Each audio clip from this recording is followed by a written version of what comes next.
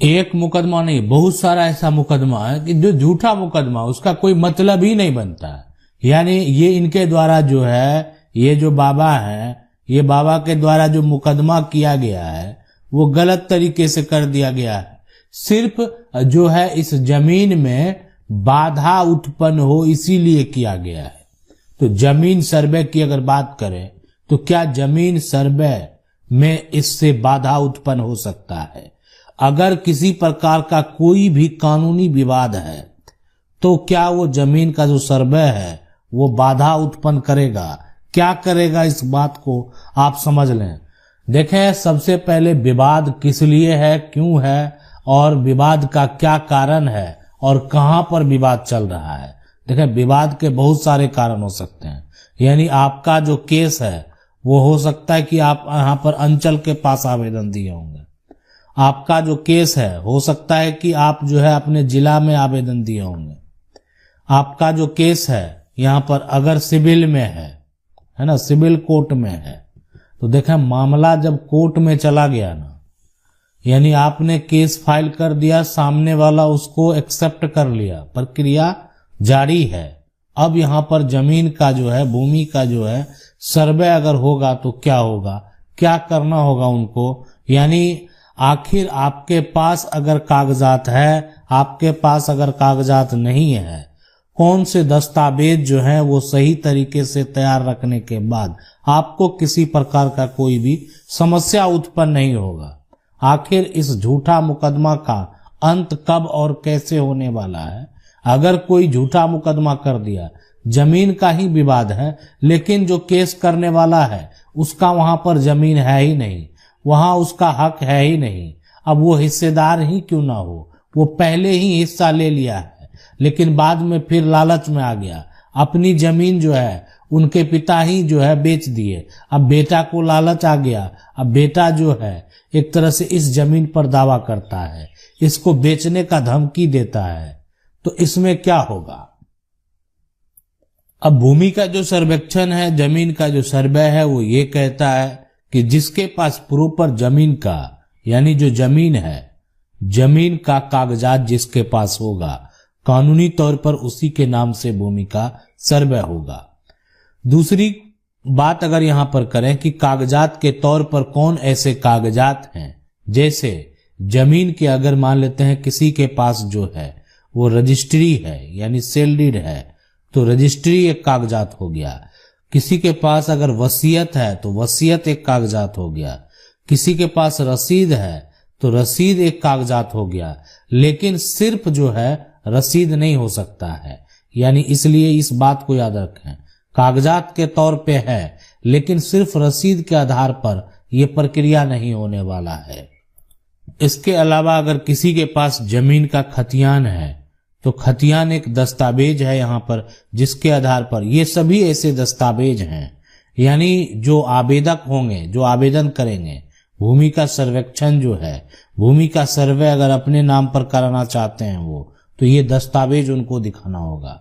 लेकिन ये बाबा तो केस कर दिए हैं, बाबा का दावा करते हैं कि ये जमीन जो है हमारे पूर्वजों की जमीन है, इसलिए ये दावा कर रहे हैं। क्या होगा इनमें? वर्तमान स्थिति को देखा जाएगा या इस जो मुकदमा है उसके आधार पर प्रक्रिया किया जाएगा। देखें, हमारा कानून जो है वर्तमान में इस पर यह देखा जाएगा कि इस पर दखल किसका है।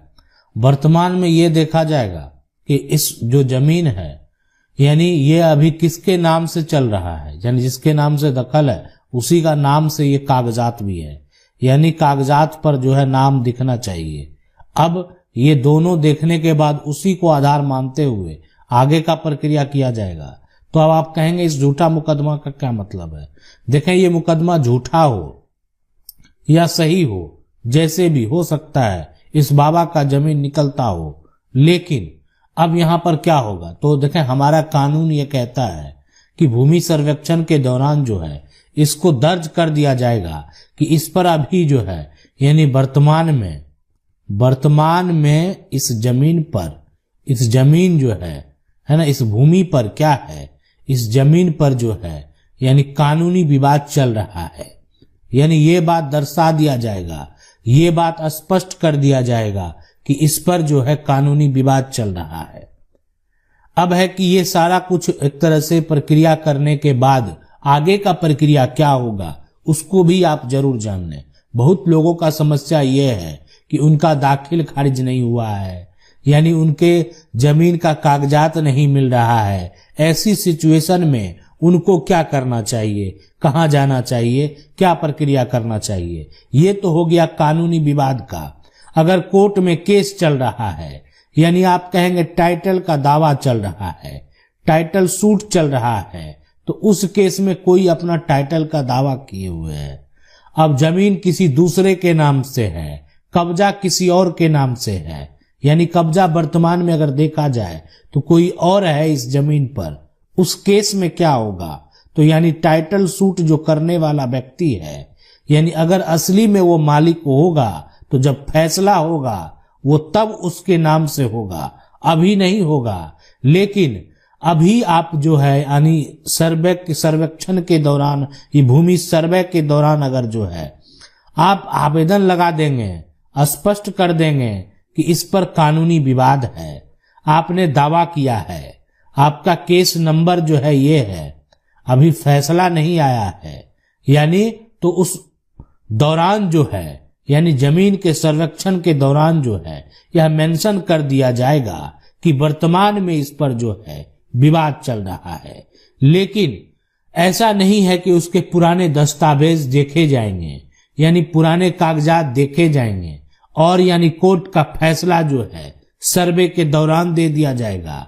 ऐसा कुछ नहीं होने वाला है, यानी सिर्फ जो है एक कागजात तैयार किया जाएगा और वो कागजात यानी जो भी वर्तमान में जीवित हैं उनके नाम से कागजात तैयार होगा। अगर यहाँ पर पिता जीवित है तो पिता के नाम से होगा, दादा जीवित है दादा के नाम से होगा, पोता जीवित है तो पोता के नाम से होगा।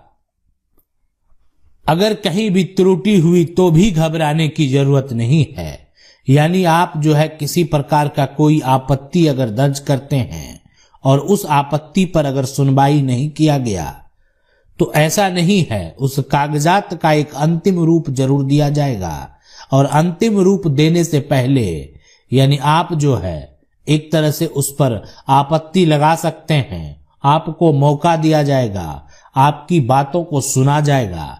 यानी पहले शुरुआती दौर पर अगर जो है आपकी आपत्ति पर किसी प्रकार का कोई कार्रवाई नहीं हुआ तो फिर आप जो है यानी आप अपना शिकायत जो है वो जिला स्तर पर भी कर सकते हैं, यानी आपकी शिकायत को जो है वो सुना जाएगा, उसको गंभीरता से लिया जाएगा। अगर लगेगा सब कुछ सही पाया गया तो उस पर कार्रवाई की जाएगी। यानी अगर आपके द्वारा लगाया गया आपत्ति जो है वो सही है तो फिर उस आधार पर उसको दर्ज जरूर किया जाएगा। अब ये समस्या है, बड़ा समस्या है कि लोगों का जो जमीन है उसका दाखिल खारिज ही नहीं है। यानी अगर दाखिल खारिज जो है वो नहीं है तो उनको क्या करना है, उनको भी जो कागजात है ना, वो कागजात के साथ जो है यानी जो भी वर्तमान में उनके पास कागजात है उस कागजात के साथ उनको जो है एक तरह से जो फॉर्म है वो जमा करना है। यानी आपके पास जो वर्तमान में है वो कागजात क्या करना है, फॉर्म भर के आपको जमा कर देना है। यानी उसी आधार पर जो है प्रक्रिया किया जाएगा। जैसे आपके द्वारा ये जमीन के टुकड़े को अगर खरीदा गया तो आपके पास जमीन का रजिस्ट्री का कागजात तो जरूर होगा, यानी आपके पास सेल डीड जरूर होगा।